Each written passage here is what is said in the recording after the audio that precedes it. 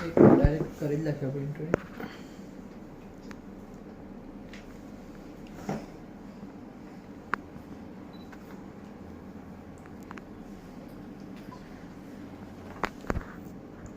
Okay बरोबर। आज की दादानगरी कांग्रेस कमेटी द्वारा जो प्रेस कॉन्फ्रेंस में आपका सभी का स्वागत है। आज की प्रेस कॉन्फ्रेंस जो रखने के पीछे जो हमारा मकसद यही है कि जो पिछले कुछ दिनों से सिलवासा समय जो चल रहा है, इसमें जो मोहन भाई आत्महत्या मामले में जो हाईकोर्ट द्वारा जो अभी एफआईआर जो रद्द होने का मामला सामने आया है, उसके साथ ही अभी जो शिवसेना, जेडीयू और जो बीजेपी के बीच में जो खेल चल रहा है और ये सब मिलकर सिलवास की आम जनता को जो गुमराह कर रहे हैं, उसका बिल्कुल मैं आज खुलासा करने आया हूं। और ये जो खेल चल रहा है उसके पीछे बहुत बड़ा षड्यंत्र भी है और प्रदेश की जनता, जो आम जनता जिन्होंने वोट देकर इनको जो जनप्रतिनिधियों को चुना है, बिल्कुल वो असमंजस में चल रहे हैं और बिल्कुल कंफ्यूज चल रहे हैं। तो हमारा फर्ज है, हमारी जिम्मेदारी है और विशेष में कांग्रेस पार्टी का मैं नेता होने के साथ साथ एक सामाजिक मंच पर भी कार्यरत हूँ, इसलिए विशेष जो समाज में जो चीज़ें चल रही है वो जनता के सामने लाना बहुत जरूरी है। मैं बात कर रहा हूँ कि पिछले 1-1.5 साल से हम देख रहे हैं मोहन भाई आत्महत्या के मामले में मामला हाईकोर्ट में चल रहा था और अभी हाल ही में आपने देखा कि उसका परिणाम आया कि और जो जितने भी जो आरोपी थे उनको एफआईआर रद्द हो गया है। एफआईआर रद्द होने के बाद अब जैसे कि आप सबको पता है कि महाराष्ट्र में पहले शिवसेना की सरकार थी, शिवसेना की सरकार चेंज होने के बाद ये वापस दूसरी शिवसेना है या क्या बीजेपी क्या ही है पता नहीं, लेकिन उसके बाद से जो लगातार इस आत्महत्या मामले में जो केस में डेट बढ़ रही थी, आगे ले रही थी या जानबूझकर उसको डिले किया जा रहा था पता नहीं, लेकिन ये जो परिणाम आया है इसके ऊपर बहुत ही हम लोग कंफ्यूज भी है और सोचने के लिए मजबूर हो चुके कि मोहन भाई आत्महत्या मामले में जो इन आरोपी के ऊपर एफआईआर दर्ज हुआ था और हाईकोर्ट के माध्यम से उनको जो एफआईआर रद्द हुई है, इसके ऊपर हम लोग सोचने के मजबूर हो गए हैं कि ऐसा क्या हुआ। क्योंकि मैंने जब मोहन भाई की आत्महत्या के लिए उनको जब हुई थी या उन्होंने जो कर लिया था, उस समय भी मेरा स्टेटमेंट था कि मोहन भाई आत्महत्या के पीछे बीजेपी के सरकार की जो तानाशाही मनमानी की वजह से मोहन भाई ने आत्महत्या की है। ये उस समय भी मैंने स्टेटमेंट दिया था और आज भी मैं उस स्टेटमेंट के ऊपर कायम हूं कि मोहन भाई की अगर जान गई है या आत्महत्या की है तो वो बीजेपी के नीतियों की वजह से गई है। इस बीच में कोर्ट में क्या हुआ क्या नहीं, उनके परिवार ने आज तक कभी जब प्रदेश की जो उनके जो चाहने वाले लोग या प्रदेश की जनता के सामने बातें नहीं रखी। सुसाइड नोट था, सुसाइड नोट में क्या लिखा है क्या नहीं, वो आज तक सामने बात नहीं रखी। क्यों नहीं रखी? अभी भी ये सांसद जी और अभिनव डेलकर क्या जनता से छुपा रहे हैं मुझे नहीं पता, क्योंकि आप सबने देखा है कि आत्महत्या होने के बाद एक 6 महीने के अंदर फिर चुनाव की प्रक्रिया चली और आत्महत्या के बाद हर जगह पूरे दादरा नगर हवेली में उनके चाहने वाले हो या उनको विरोधी हो, जो भी हो, सब लोगों ने न्याय की गुहार लगाई कि न्याय दो न्याय दो न्याय दो न्याय दो। उसके बाद क्या हुआ? चुनाव आ गया और सब लोगों ने मोहन भाई को श्रद्धांजलि के रूप में, उनके विरोधियों ने भी वोट देकर उनके परिवार के व्यक्ति को जंगी बहुमतों से उनको 51,000 के आसपास लीड के माध्यम से जिता दिया। और उसमें मैं खुद भी, मोहन भाई बड़े आदिवासी नेता के तौर थे, इसलिए मैंने भी इस बार चुनाव नहीं लड़ा था, इतना सेक्रीफाइस मैंने खुद ने भी किया था। लेकिन आखिर में क्या हुआ? जैसे ही कोर्ट का निर्णय आने के बाद उसके परिवार के माध्यम से 2 दिन के बाद एक प्रेस नोट आती है सिर्फ कि हम न्याय देने की कोशिश करेंगे, बस इसके अलावा कुछ नहीं। तो ये पूरे केस के दरमियान क्या हुआ, हाईकोर्ट में क्या हुआ, आप लोगों को क्या दलीलें की, आपका जो एडवोकेट था जब शिवसेना थी उस समय आपका सरकार का एडवोकेट था, सरकार बदलने के बाद आप लोगों ने दूसरा एडवोकेट किया कि नहीं, और नहीं किया तो क्यों नहीं किया? कहीं ऐसा तो नहीं कि सांसद कलाबेन और अभिनव ने इस केस में बीजेपी के साथ मिलकर सेटलमेंट कर लिया हो? सबसे शुरुआत से ये बात शंका के दायरे में है, क्योंकि जब चुनाव लड़ने की बात आई, सबको पता है, किसी भी एक अन्नाड़ी व्यक्ति को पूछोगे आप कि मोहन भाई डेलकर की जान किसकी वजह से गई, तो कोई भी अन्नाड़ी व्यक्ति भी कहेगा कि बीजेपी की नीतियों की वजह से या बीजेपी की वजह से गई। ये कोई भी व्यक्ति बोलेगा। जब चुनाव प्रक्रिया की बात हुई, लोकसभा का उपचुनाव आने की बात आई, तब यही अभिनव डेलकर गुजरात के भाजपा के अध्यक्ष CR पाटिल के साथ गुफ्तगू बैठक चलती है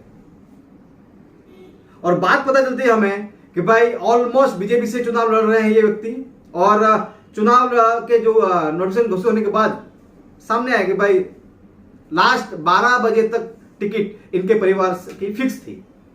मतलब क्या हुआ? जिस बीजेपी की वजह से, जिस बीजेपी की सरकार की नीतियों की वजह से स्वर्गीय मोहन भाई डेलकर को आत्महत्या करने के लिए मजबूर होना पड़ा, उनका बेटा, उनका परिवार उसी भाजपा के टिकट लेने के लिए कतार में लाइन में खड़े होते हैं, और उसके बाद टिकट 12 बजे के बाद हमको रिपोर्ट मिलता है, इवन मुझे 12 मुझे रिपोर्ट मिलता है, फोन आता है कि अभी इनके परिवार की टिकट कैंसिल हुई और महेश गावी जी को टिकट मिल गया। तो उसी समय से ये सब शंका के दायरे में था, खेल हो रहा है ऐसा लग रहा है, और ये लोग जनता को गुमराह कर रहे हैं ऐसा मुझे बिल्कुल। और ये जब जजमेंट ये आ गया हाईकोर्ट साहब, तो मुझे पक्का विश्वास हो गया है कि इस मोहन भाई को न्याय के नाम पर ये लोगों ने बड़ा सौदा कर लिया है, बड़ा खेल किया है। एक तो ये है। दूसरी बात आप ये देखो, चुनाव जीतने के बाद भी ये लगातार बीजेपी में इन्वॉल्व होने के लिए बीजेपी के नेताओं के साथ में संपर्क में रहे। गुजरात के नेता हो चाहे वो दिल्ली के बीजेपी के नेता हो, सबके साथ में संपर्क में रहे। इस चुनाव के दरमियान इनको जो सांसद कलाबेन डेलकर को लोगों ने क्यों जिताया? ये इनको जिताया नहीं था, ये मोहन भाई के बदौलत मेरे ऐसे व्यक्ति या सैकड़ों उनके विरोधियों ने भी उनको मदद की थी और श्रद्धांजलि के रूप में उनको वोट दिया था, उनको जंगी बहुमत से उनको जिताया गया था। इस गलतफहमी में नहीं रहे कि हमारे दम पे चुनाव जीते हैं या कलाबेन और अभिनव के दम पर चुनाव जीते हैं। ये गलतफहमी जो जी रहे हैं ना, मैं उनको आपके चैनलों के माध्यम से कहना चाहता हूं कि मोहन भाई के आत्महत्या के पीछे जो पूरा षड्यंत्र चला, जो खेल चला, वो आज तक इनके परिवार ने प्रदेश की जनता को नहीं बताया है। साथ ही मुझे ये भी मैं आज कह रहा हूं आपके माध्यम से कि जो बीजेपी के माध्यम से जो और ये लिखा जो लुपा छुपी जो खेल चल रहा था, हंसी भी आती है और दुख भी होता है कि जिस बीजेपी ने मोहन भाई को इतना प्रताड़ित किया, जिस बीजेपी सरकार ने संसद के पटल तक, पीएमओ तक, होम तक, आपके बिरला जी तक, जो स्पीकर तक सारी बातचीत रखी है, इतना होने के बावजूद ये लोग बीजेपी के पीछे और बीजेपी के नेताओं के पीछे और बीजेपी में सम्मिलित होने के लिए दौड़ रहे हैं, ये बिल्कुल आज मैं आपके माध्यम से कहूं कि दुर्भाग्यपूर्ण और बिल्कुल निंदनीय है। इसके साथ ही आप ये भी देखिए कि इनके परिवार के माध्यम से अभी जो खेल चल रहा है, ये अभी आपने देखा कि भाई जैसे ही मोहन भाई का ये हाईकोर्ट से डिसीजन आया, उसके 2 दिन में बाद पूरी पलटन चली जाती है बीजेपी में। और ये वही लोग जब चुनाव के समय पर न्याय दो न्याय दो न्याय दो का नारे लगाने वाले, मतलब मोहन भाई को नाम से वोट लेने तक और इनको जिताने तक का ही न्याय की बात थी। चुनाव जीतने के बाद संसद की पटल पर कलाबेन डेलकर सबसे पहले जो स्पीकर के सामने जो बात रखनी थी, ओथ लेने के बाद यह बात रखनी थी कि मैं दादरनगर वैली से हूं, मेरे पति अब मोहन भाई डेलकर जिनकी जो आत्महत्या हुई है, प्रदेश जनता ने मुझे जंगी बहुमत से उनको न्याय दिलाने के लिए मुझे यहां पर जिताया और मुझे भेजा है। और सदन की पटल पर मैं कहना चाहूंगा कि भाई दादरनगर जनता बहुत आक्रोश है। अगर जिनको ऊपर जो एफआईआर हुए हैं, जो संवैधानिक पद पर बैठे हैं, वहां पर हेड ऑफ द स्टेट तरीके माननीय प्रशासक महोदय जो बैठे हैं, वो शोभा नहीं देता है क्योंकि संवैधानिक पद पर बैठे हैं। तो जब तक एफआईआर में उनका नाम है और हाईकोर्ट में मामला चल रहा है, तब उतने दिन के लिए उस पद से उनको तत्काल वहां से हटाया जाए, ये मांग करनी थी संसद की पटल पर। क्या सांसद कलाबेन डेलकर ने चुनाव जीतने के बाद इतने दिन हो गए, इतने महीने हो गए, 1 साल ऐसा होने आ रहा है, कभी बोला? नहीं बोला। सांसद कलाबेन डेलकर ने बीजेपी के नीतियों के ऊपर, गलत नीतियों के ऊपर सवाल उठाए, खड़े किए? नहीं बोला। यहां बीजेपी के ऊपर उन्होंने कभी सवाल खड़ा किया? नहीं किया। यहां जो प्रसाद महोदय है, इनके ऊपर कभी सवाल खड़े किए? नहीं किए। तो किया क्या ये लोगों ने? तो ये जो सारी चीजें देखने को पता चलता है कि शुरुआत से ही ये लोगों ने बीजेपी के साथ में पैचअप करे, बीजेपी के साथ में सेटलमेंट करके ये लोगों ने खेल और जनता को अलग बात कर रहे हैं। इसी बीच भी आप ये भी देख लीजिए, इन लोगों ने बहुत से जितने भी जिला वाले गए हैं, वो मेरे भी संपर्क में, हमारे से बात होती है, हमारे भी मित्र हैं, हमने बात की है। अब तक जब भी प्रशासन को मिले, ये सांसद और अभिनव को सलाह चर्चा विचारने के बाद ही मिलने जाते थे, और जनता के सामने आता है कि हम तो हमारी मर्जी से गए थे मिलने के लिए, ये भी बात आती है।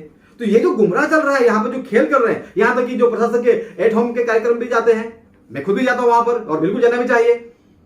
वहां पैर सू रहे हैं, एक साइड आप जो पूरे साल भर में किसी का पुतला जला रहे थे, किसी का क्या कर रहे थे, जो बोल रहे थे, उनके साथ में मिलकर आप काम कर रहे हो, और एक साइड जनता को गुमराह कर रहे हो। ये जो खेल चल रहा है, इसमें अगर 2-2.5 साल से यहां पर इनके खेलों की वजह से, ये बीजेपी, ये शिवसेना, कभी जेडीयू, इनके खेल की वजह से दादरा नगर हवेली का जनता बर्बाद हो रही है, प्रदेश का बर्बाद हो रहा है, उसका जिम्मेदार कौन? ये तो खेल कर रहे हैं, ये तो इधर से, और ये गए जो है, ये मुझे बड़ी दुख की बात है। ये बिल्कुल इसमें कोई है, ये स्क्रिप्टेड प्लान है, पूरी स्क्रिप्ट बनाई गई थी पहले से ही। वो जिसे मूवी बनाने के लिए पूरी स्क्रिप्ट बनाई जाती है, स्टोरी बनाई जाती है, ये वैसा खेल हुआ है, बिल्कुल पूरी स्टोरी बनाई पहले से है। ये 24 का रास्ता कर रहे हैं। इनको मोहन भाई को न्याय मिले नहीं मिले, इनको मोहन भाई के नाम से राजनीति करनी है, उसमें उनको इंटरेस्टेड है। इसलिए आज के माध्यम से जनता में जो कंफ्यूज है कि क्या ऐसा हो गया, क्या नहीं, और मैं जो आरोप लगा रहा हूं, आरोप नहीं है, ये तथ्य है मेरे पास, और आने वाले समय में अगर सबूत किसी को चाहिए तो बहुत बड़ा, बहुत जल्द में एक प्रदेश के हित को लेकर जो प्रदेश जो भी चल रहा है उसके ऊपर बहुत बड़ा आंदोलन हम घोषित करने जा रहे हैं, और उसमें तथ्य, सबूत, एविडेंस के साथ में ये सारी बातें रखूंगा मैं। बहुत दुर्भाग्यपूर्ण है कि उसके बाद जो ये लोग बीजेपी में सम्मिलित हुए, और उसके बाद जो वहां के जो उनके जो ये जो कह रहे हैं कि हम 6 साल से देख रहे हैं कि माननीय नरेंद्र मोदी जी की सरकार के जो काम करने के प्रभावित होकर विकास कार्य को देखकर हम लोग इसमें सम्मिलित हुए। तो 2.5 साल से किसको मूर्ख बना रहे थे? 2.5 साल से अगर तुमको तो 2.5 साल पहले कर जाना चाहिए था। तो 2.5 साल से अगर दादरा नगर हवेली का अस्तित्व खत्म नहीं होता, आज इन्हीं की बदौलत, इन्हीं की दोगलीगिरी की वजह से दादरा नगर हवेली का अस्तित्व खत्म हो गया, यहाँ के हक अधिकार छीने गया, यहाँ रोड का सत्यानाश हो गया। एक कोई भी चीज आपका, अभी पंचायत की बात करें, पंचायत में आप सबको पता ही है, आप घूमो यहाँ पर, चाहे वो स्मार्ट सिटी हो, चाहे वो लीज में जाओ, हर जगह पर पूरा प्रदेश का सत्यानाश हो चुका है। और ये आज कह रहा है कि हम उनके विकास के कामों से प्रभावित होकर हम चले गए हैं, तो ये तो बिल्कुल मैं कहूंगा ये दोगलीगिरी है। दूसरी बात ये भी कहूंगा, भैया भी डेलकर परिवार ने, सांसद जी और अभिनव ने रास्ता 24 का रास्ता साफ कर दिया है। अभी तुम जाओ धीरे से, जनता तो 500-1000 में बिकती है, हम चुनाव के समय में देख लेंगे। इनको कोई काम में इंटरेस्ट नहीं है, कोई विकास हो नहीं हो, बस चुनाव के समय पर 500 रुपया, 1000 रुपये मिलना चाहिए, दारू, ताड़ी, चिकन, पनीर, थम्सअप मिलना चाहिए, दैट्स इट। इसलिए लोगों की चिंता मत करो, तुम पहले जाओ और माहौल तैयार करो, और धीरे से हम आते हैं। ये स्ट्रेटेजी भी काम चल रहा है, 2 स्ट्रेटेजी चल रही है। एक ये स्ट्रेटेजी है, कल जाकर बीजेपी का समय खराब आया और इनको लगेगा कि बीजेपी यहां जीतने वाले नहीं है, तो यही सांसद और यही अभिनव डेलकर क्या कहेंगे पता है आपको? मेरी बात याद करना, और जब अब तक ये मैं लाइफ में आया हूं, जाहिर जीवन में, तब तक जो जो बोला है वो सारी चीजें हुई है। ये लोग उस समय बोलेंगे ये जो 15 लोग गए हैं ये गद्दार थे, ये मोहन भाई के आत्महत्या हुई और ये गद्दारी करके बीजेपी के साथ में गए थे, और इनको गद्दार करेंगे, और इनको गद्दार करके लोगों से वोट बटने की बात करेंगे। ये 2 स्ट्रेटेजी पर ये सांसद जी और अभिनव चल रहे हैं। तीसरी बात जो मैं आपके सामने ला रहा हूं कि ये लोग जब अटल भवन पर गए, उसके बाद जो वो भाजपा की नेत्री, कोई मुझे नहीं पता राहटकर है कि क्या है क्या नहीं, वो जिस लैंग्वेज में और जिस स्टाइल में बात कर रही थी और यहाँ के लोकल लोगों को जो आतंक कह रहे हैं, आतंकवादी, मतलब यहाँ के जो आदिवासी नेता थे, यहाँ की जनता है, बहुल आदिवासी विस्तार, वर्षों से इतना स्थानिक समाज हमारा है, वो आतंक फैला रहे थे। 8 साल से तुम्हारी सरकार है, कितने लोग यहाँ पर आतंकवादी घोषित किए, और ये जो भाषण, वो जो उनकी स्पीच, जो लैंग्वेज चल रही थी, यहाँ के लोग, यहाँ के लोकल लोग, लोकल मतलब क्या, यहाँ के आदिवासी समाज, यहाँ के स्थानिक समाज, मतलब तुमको, आप इन लोगों को सिर्फ और सिर्फ ये जो अदर स्टेट के जो ये वही वोट चाहिए, मतलब लोगों, इनके जो बीजेपी की जो मानसिकता है, पूरे समाज को तोड़कर ये लोग दिखा रहे हैं कि ये लोकल लोग, इनकी जिस लैंग्वेज में आप देख लेना कि यहाँ के लोकल लोग मतलब क्या, यहाँ बहुल आदिवासी विस्तार है, आज भी है, 65-70% आज भी आदिवासी समाज है, यहाँ का आदिवासी समाज, यहाँ का स्थानीय समाज, लोकल मतलब यहाँ पर वो आतंकवादी है। तो ये इनके इसके ऊपर मैं बहुत ही ये जो विजय राठकर जी है, यहाँ के आदिवासी समाज, यहाँ के लोकल लोगों के ऊपर जो टिप्पणी की है, इनको माफी मांगनी चाहिए।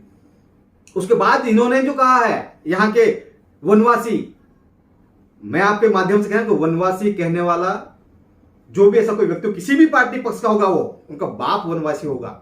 वे आर द आदिवासी, यहाँ के आदिवासी समाज है, हम वनवासी नहीं है। वनवास में कोई भी आके रहेगा वो, तो आपके चैनल माध्यम ये जो अपमानजनक शब्द जो किया उन्होंने, इसके ऊपर इनको माफी मांगनी चाहिए। तीसरी बात ये, यहाँ के जो बीजेपी के अध्यक्ष है, वो बार बार कह रहे हैं अपने स्पीच में, आदिवासी आदिवासी आदिवासी आदिवासियों, आदिवासी मतलब क्या, आदिवासी समाज बोलो। आप अगर रजपूत बोलोगे तो रजपूत समाज बोलना चाहिए, अगर ब्राह्मण समाज के बारे में बोलो तो ब्राह्मण समाज बोलना चाहिए। एक आदिवासियों, ये जो छोटी सोच, छोटी जो मानसिकता है इनकी, ये बीजेपी की जो समाज तोड़कर जो राजनीति करना चाहते हैं, ये सामने आ रही है, इनकी सोच, इतनी गंदी सोच है। और आने वाले समय में ये माफी नहीं मांगते हैं तो ये विजय राठकर का पुतला जलाएंगे, हम उसका उग्र विरोध और उग्र आंदोलन भी करेंगे इस चीज के ऊपर, और उसके ऊपर माफी मांगनी चाहिए।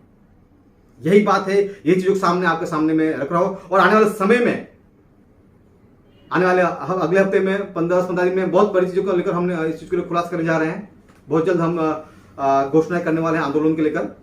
और मैं चाहता हूं कि मीडिया जो लोकतंत्र का चौथा स्तंभ है, आज दादा घरोली कठिन समय में गुजर रहा है। हम आशा करते हैं कि आप लोग हमें साथ और सहयोग दें, ऐसी प्रार्थना है।